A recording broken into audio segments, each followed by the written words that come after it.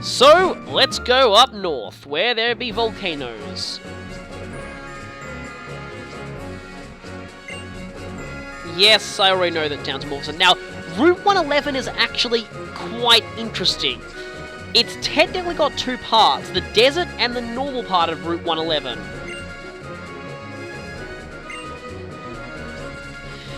And here's the Winstrate family. Our family's hearts beat as one, which sounds really creepy.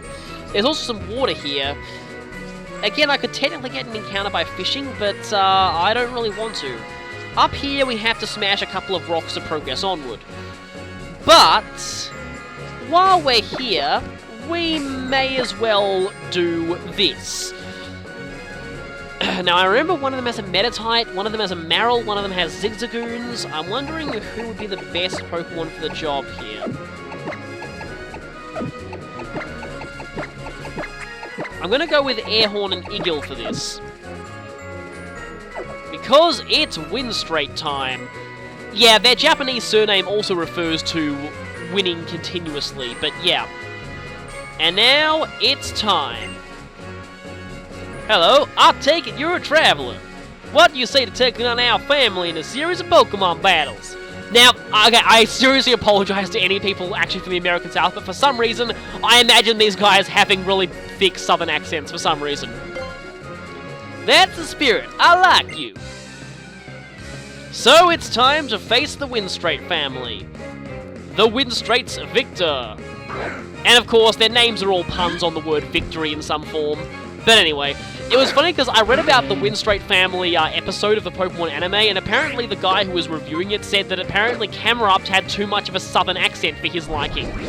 I can't really picture the idea of a Camerupt with a southern accent, but I sort of took that idea and ran with it. But anyway. Oh, it's holding a berry? Okay.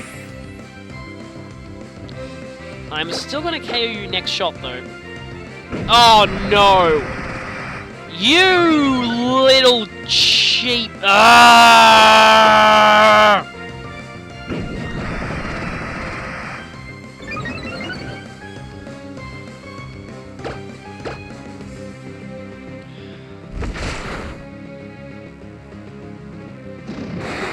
Please, your eardrums must die to this. Thank you. Goodbye, Taylor, you annoying, cheap, double-team spam. I hate you so much.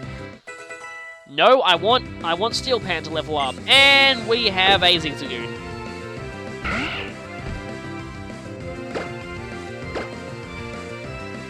Oh, no, not Baby Doll Eyes.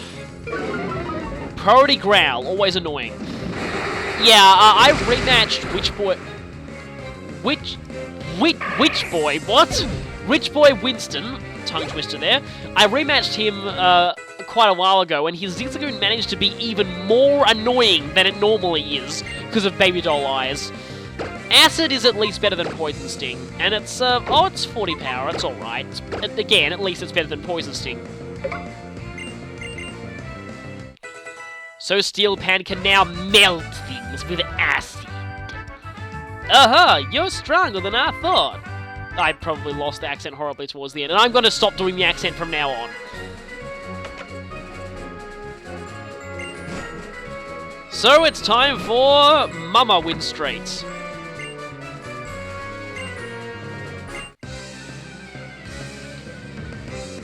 This is Victoria, yeah.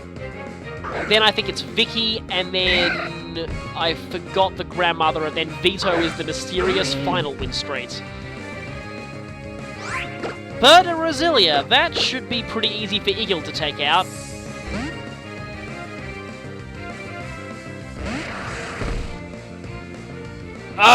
Stun Spore, and I have no Cherry Berries left, do I? Minius Paralysis is actually stuck with me until I get to the next heal point, unless I somehow miraculously find a couple of Cherry Berries on this route. But at least we're both paralyzed together.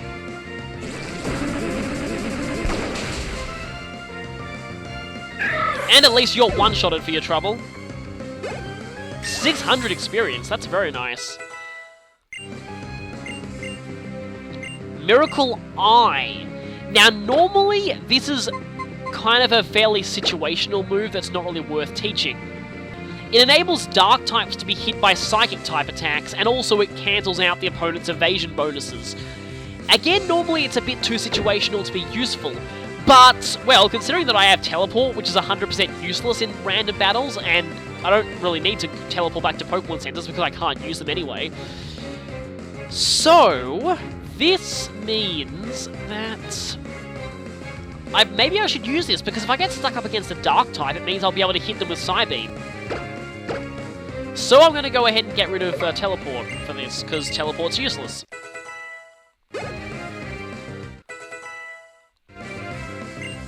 Stomp is fairly powerful. 65 power, I guess I'll get rid of Supersonic for that. Supersonic's not a very good move anyway. Air Horn's sort of becoming a mixed attacker. And really? Steel Pan didn't level up out of that?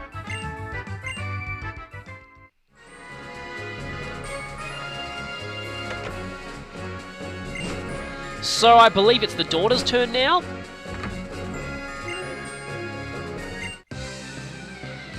And now I now remember how Lasses looked in the original games, and she, yeah, looks quite different now.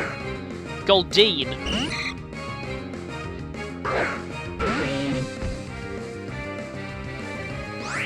And is it just me, or does she seem weaker than the others? Well, I guess I can try out my new Stomp. Time to turn this thing into a Flatfish. Oh, actually, wait, more accurately, Flathead, yeah! Yeah, we're having Flathead tonight. Literally. Flathead, that is the sound of its head becoming flat, anyway. Yes, Steel Pan's catching up, that's good. Shroomish. Oh, I hate Shroomish so much.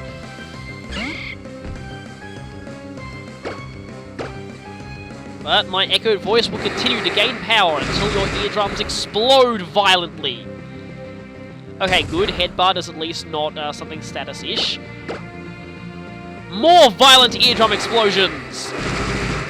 That actually sounds really painful, but that's kind of what Loudred does. And Nummel. Okay, I guess this is the first time we're seeing a Nummel. Nummel's cry is always funny. I always heard of it as Hucklepuck. I don't know why, but yeah. Nummel sounds weird. It doesn't have the same weird animations as in Colosseum, though, where its head would just flail all over the place every time it got hit. That was always kind of funny. Leaf Blade already? Oh yeah, because I don't think I've ever actually used Trico originally, and I forgot that it learned its signature move this early. Normally, the other two starters only learn their signature moves when they evolved into their final form.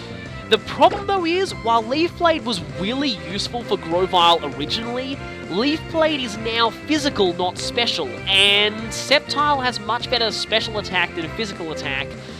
Really, Sceptile lost out a lot in the physical special split. It's one of the few Pokemon that did. It lost things like Dragon Claw being special as well, and Crunch being special. Sceptile actually did lose out a lot, so as weird as it sounds... Okay, Fury Cut is actually still pretty... though. And so are its other moves. I'll mostly be using Grass Pledge. I'll just keep this around as kind of an insurance policy, just in case I come up against something with really good special defense. So, the Winstrate daughter is down. Now there's just one more. Uh-oh. Grandma!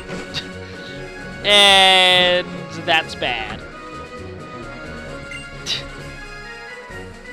Yep, it's time for Grandma Winstrate. And she only has one Pokemon. And it's a Metatite. And if this thing has High Jump Kick...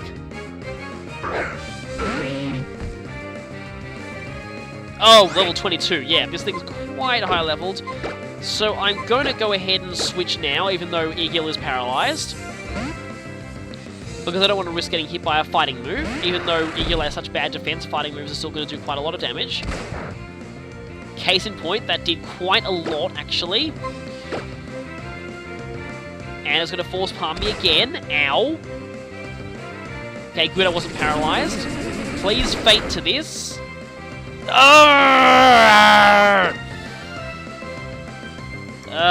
This is bad. This is very bad. Do I have any healing at all?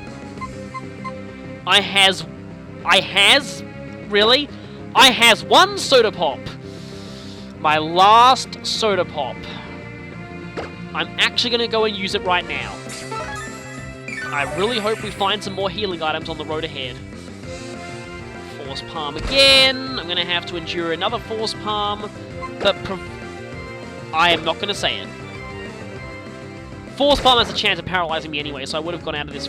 Yes, no fully paralyzed. Good. Using that soda pop was perfectly worth it. And now, I could have used the critical hit in the first turn game. And that gave me not as much experience as the other one, as the Brasilia.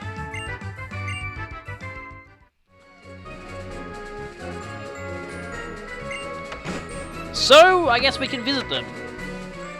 Now, originally you got given the Macho Brace as a prize for this.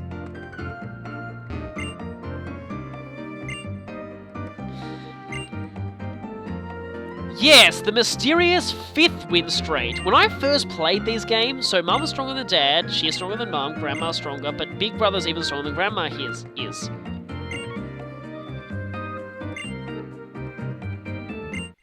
So yes, we still get the Macho Brace. The Macho Brace in the original Ruby and Sapphire was the only effort point increasing item, so it was really useful when EV training. Nowadays, we have power items, so the Macho Brace is pretty much completely outshadowed.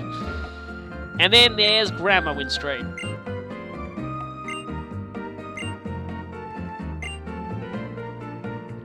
Now, this was always interesting. The funny thing was,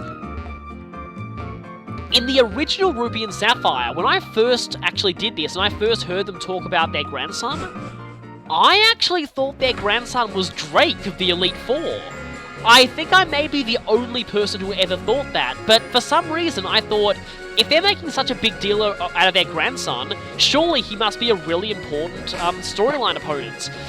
It turns out he's just a glorified regular trainer in Victory Road, and it's even possible to miss him entirely. Which is, yeah, really strange. But we could actually go up here before battling Watson first, but we couldn't.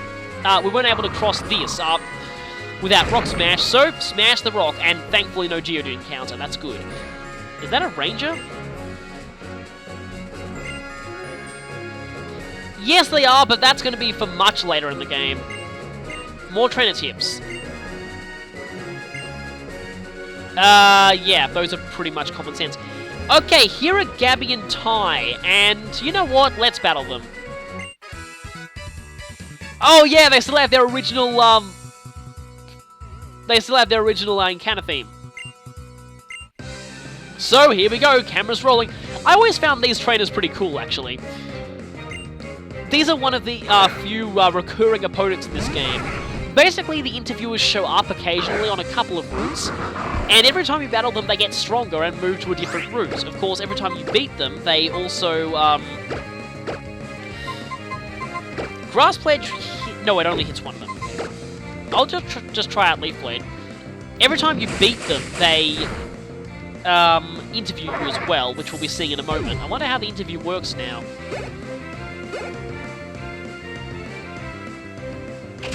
Now I'll just nom this Magnemite.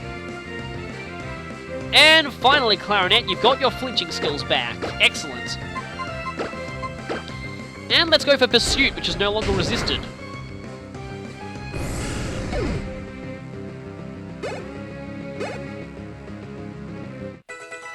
Come on, why is it... That, thank you, Steel Pan's leveling up. That's good.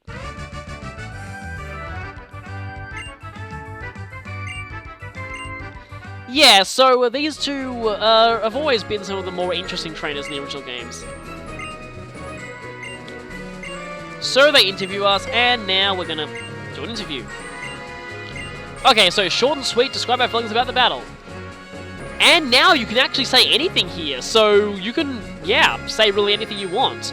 So,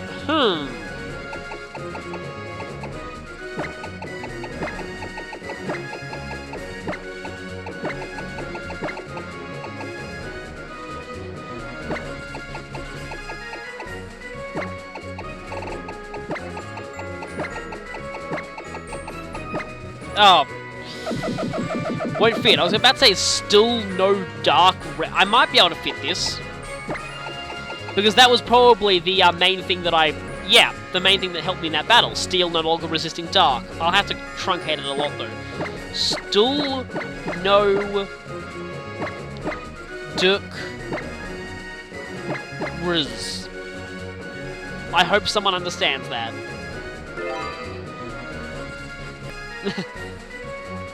Yeah, that's the perfect clincher. Yes, it would be. It'll make a great TV show. Still no duck.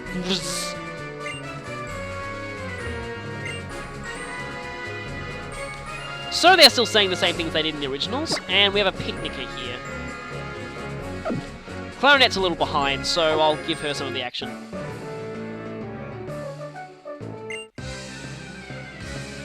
We'll be seeing a lot of campers, picnickers, and hikers on the routes we're going through because they're more, in the mountains. I didn't expect an electric type, actually. I thought we were past those after Watson. Oh well. Gives me more things to bite. Nom nom nom nom nom nom nom. Nom nom nom nom nom nom nom nom nom nom. Instant KO. Amazing.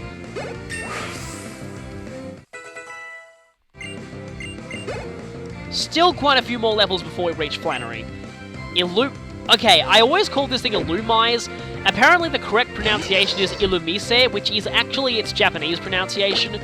But yeah, back in the day I always called this thing Illumise. I guess Illumise is correct. I mean, it's a fairly bad Pokemon anyway, so I don't really need to learn its pronunciation, but oh well. Yes, you just keep slowly toxic spikes. That is not a bad option, actually, and it gives me an excuse to get rid of the horrible, horrible, horrible move that is Constrict. That is not a bad option at all. Yeah, I could set that up against the gym leader. That's not a bad idea, yeah.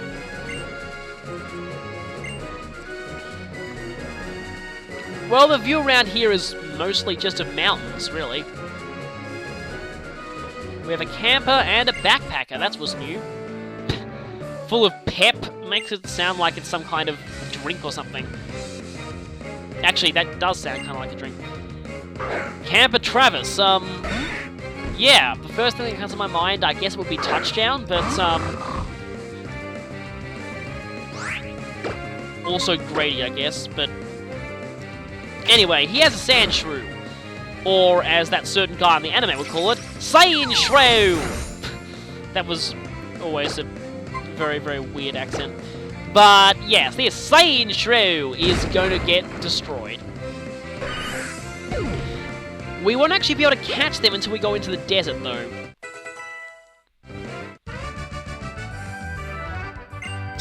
Lost its pep, whatever that means.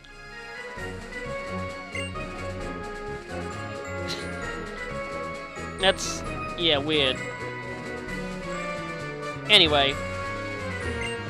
We're still on Route 111. And hello, Backpacker, were you like a hiker in the original game, or were you not even there in the original game? I don't think I remember you. Oh, Taylor, that's not bad. Emori is a weird name, though. No offense to anyone who actually really is named that. Levels are getting a little bit higher, but so are ours.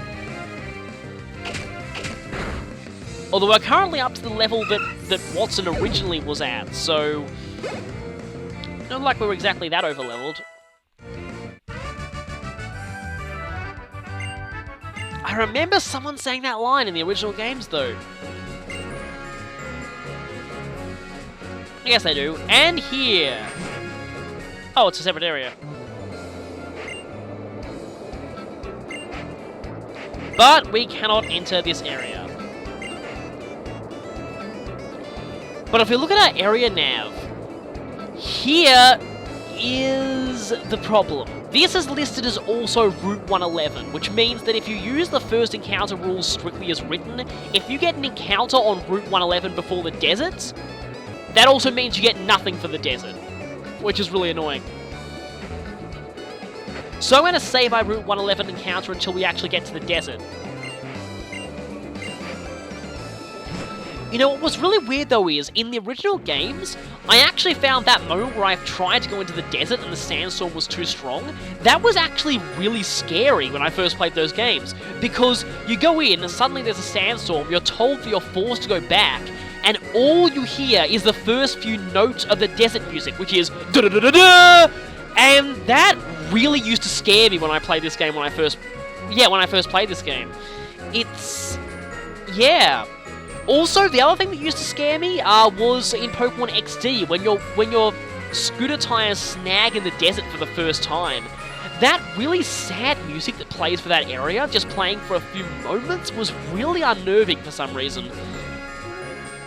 It almost gave you the feel that you were stuck in the desert. Oh, they did not show up here originally. This is a new route though, so I am allowed to get a new encounter here. Yep, look at Mount Chimney and fancy new graphics.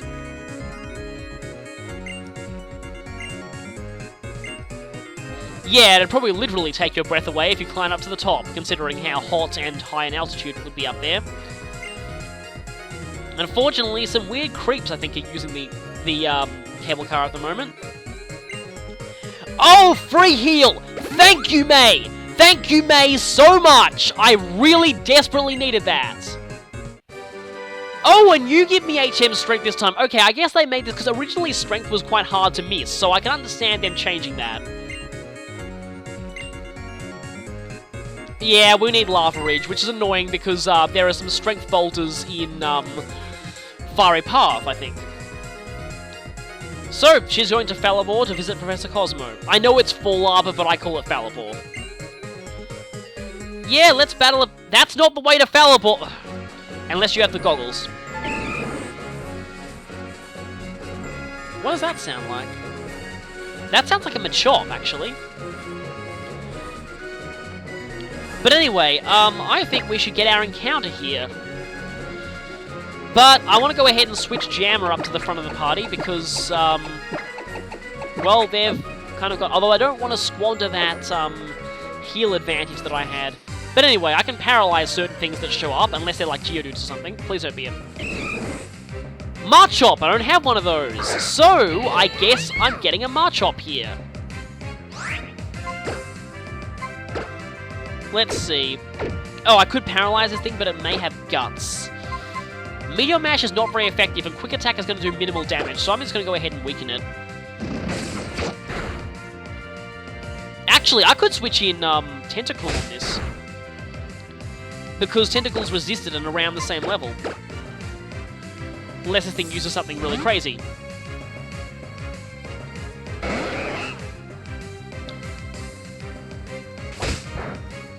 That still does quite a lot of damage. Let's see if I can catch this thing in a Great Ball. Always using the best ball for the job. Oh, dang it. It actually always really bothered me when a lot of people, even some really high-profile professional Pokemon Let's Players out there, do this thing where they catch Pokemon in balls that match their colors. I don't know why, but this really bugs me for some reason. It just, to me, I just keep thinking, why don't you just use the ball with the best catch rate? That's always the most logical thing to do. Anyway, we now have a Machop. Kinda didn't expect to get one here, but I'm kinda glad I got it here and not like Numble, because you can get Numble elsewhere. Actually, you can get Numble in a lot of places elsewhere. Machop exiles by hefting around gravel as if it were... That's actually really hilarious. Someone needs to draw fan art of that. There are some Machop that travel the world in a quest to master all kinds of martial arts. That's pretty cool, actually. So, we have to nickname this Machop. I'll be right back. Once again, that didn't take long. I mean, seriously, how can I not name this thing? Taiko. I wanted a kind of a drum instrument, and, well, it makes sense for a karate Pokemon to be, you know, named after a Japanese drum. That, yeah, definitely sounds like a good thing. So, Taiko has been transferred to the PC.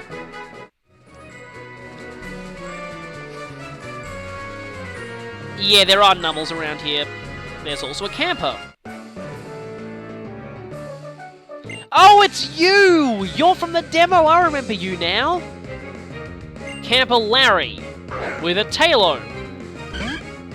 Oh, that's actually very bad. I feel sorry for you because I have my jammer here. Jammer, you know what to do. Jam that thing.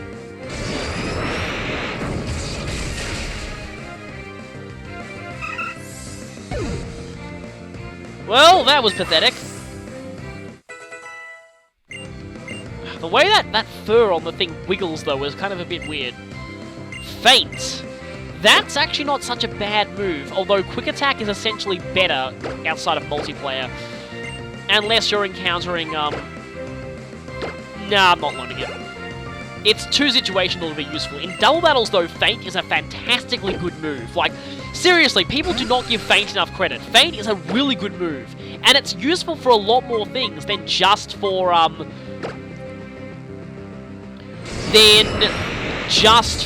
breaking through Protect and Wide Guard and Quick Guard and stuff like that. It also has +3 priority, which is higher than most normal priority moves, which makes it really useful for getting the drop on Sucker Punch users that are heavily weakened, or priority users like Talonflame. It has so many uses, really. More people should use it. Oh. Something tells me that... Okay, over there is Lava Ridge, but we can't get there just yet. Something tells me this, no, sorry, I don't exactly want to sing.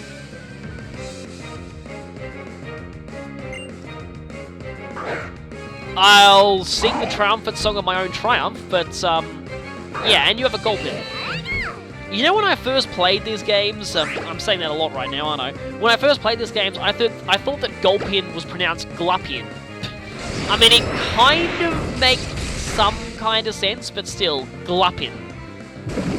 Oh, sludge. That was a crit, okay. As much as... I really want to switch to Steel Pan here, but, don't exactly think that'd be the best course of action, considering how low his level is. And the fact that he doesn't have any water moves just yet!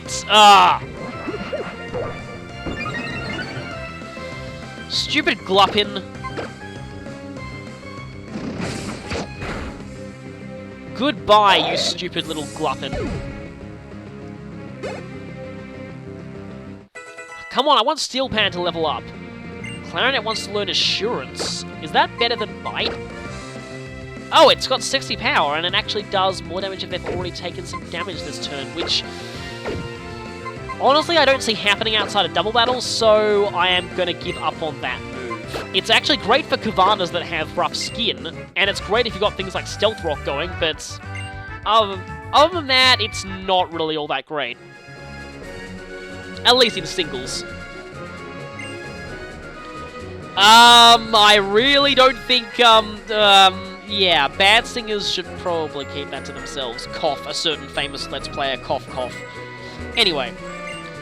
Mount Chimney. For Lava Ridge Town of the Summit, please take the cable car. Why do I get the feeling we already have that option? Marchops just keep showing up in the rustling grass, don't they? Cable car, a short walk this way, but there are 2 hikers around here. Oh, times like these I wish Steel Pan had some moves for taking them out, but he does not. I actually only have 4 levels to go until the gym, actually, so... and there's quite a while to go in terms of trainers, though, so I might actually not be able to use the experience share for much longer. Hello, Spinner! What is it with hikers and spinning? They always seem to love that. Hiker Bryce. Interesting. And...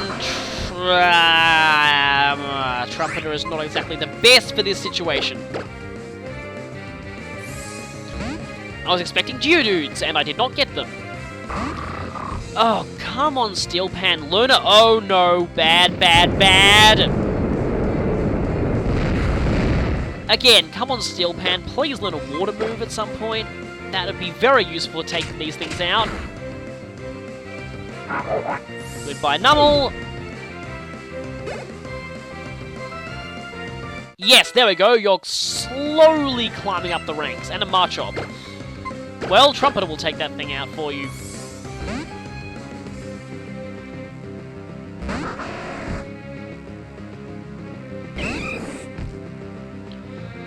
Marchop. I'll just Leaf Blade this thing.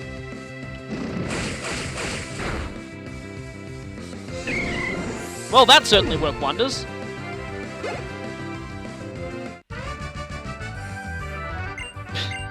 Yeah, this guy just laughs all the time, doesn't he? Yeah, you might want to consider therapy. And now this hiker, I think I'll use the same team.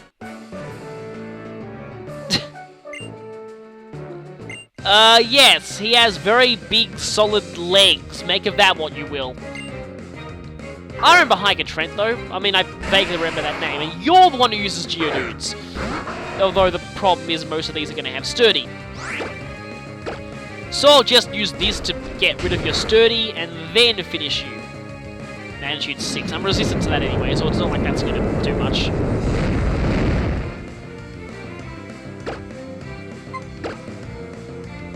I'm used to Bulldoze. I keep half expecting those attacks to lower my speed.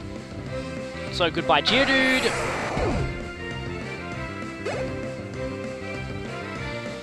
Yeah, we're certainly leveling up quickly. This is why I really don't like the experience share. I might want to switch it off very soon and actually go back and train Steel Pan against some other things. Sturdy. Always annoying. Thankfully, these Geodudes, even with Rock Polish, generally do not outspeed you. Yeah, we're certainly really out-leveling the trainers in this area. I'm kind of starting to get a bit worried. Yeah, level 25 already. So this is why I don't like the experience share. I already said that, but I want to reiterate, this is why I don't like the experience share.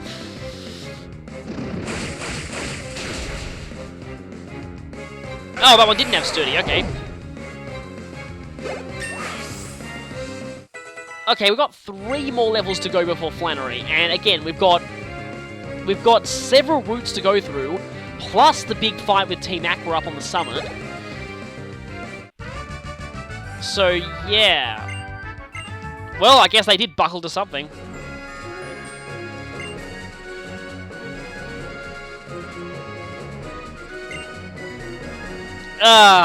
You know, I kind of experienced that, because back when I went to high school, I always carried a ridiculously heavy bag around everywhere because my maths textbooks were pretty much the size of dictionaries. Oh, that was annoying. I think my back is actually permanently bent out of shape now thanks to that bag. Anyway, over here is the fiery path, and I'm actually kind of curious to see what it looks like. Doesn't really look too special just yet. But I'm actually going to call this for now, and we'll be exploring the rest of this area next time. But I think I'm going to actually go back to some earlier routes. What I'm going to do first is turn off the experience share. And then I'm going to go back to some earlier areas and try and level up Steel Pan a bit. So, I'll see you back here later. Until next time when we take on the Fiery Path.